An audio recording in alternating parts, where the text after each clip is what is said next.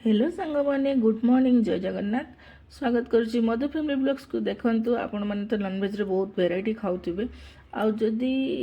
चिंगुड़ी घर को आणुचंती छोट चिंगुड़ी हो मीडियम चिंगुड़ी हो निश्चित इमिति टाइप रे थरे बनातु बहुत टेस्टी बहुत यम्मी खाया पाई बहुत चटपटा आउ भोजी जे कोनोसी पार्टी फंक्शन ले भी बने की खाई परिबे आउ देखंतु मु आज बनाउची को प्रोसेस रे मुझे चिंगुड़ी हाफ केजी नहीं क्लीन करके से तुम स्किन माने हेडटा रखिपर ना खोली पार आउ देखु मुझे दही लेंबू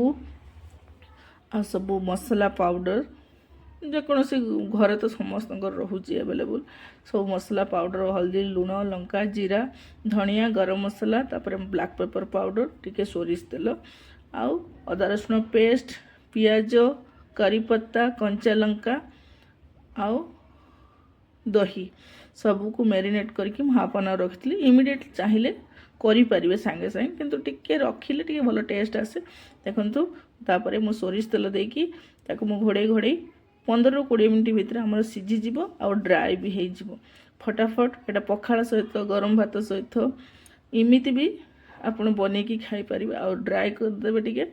हल्का ड्राए करदेबे पर आउ तेल फेल किसी ऐड करेंगे जहाँ फास्ट ऐड कर देथिबे आ देखो एते यामी लागिबो आपण निश्चिंत मते कमेंट रे जानिबे जदि चैनल नुआ अछंती निश्चिंत लाइक शेयर एंड सब्सक्राइब करेंगे बेल आइकन को प्रेस करदेवे न्यू न्यू नोटिफिकेशन तुरंत आसो आज रेसिपीटा केमिति लागला निश्चिंत कमेंट रे जणेबे मु खाई तो बहुत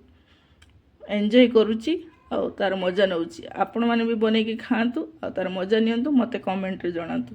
रोची देखा नेक्स्ट ब्लॉग रे बाय बाय लव यू जय जगन्नाथ।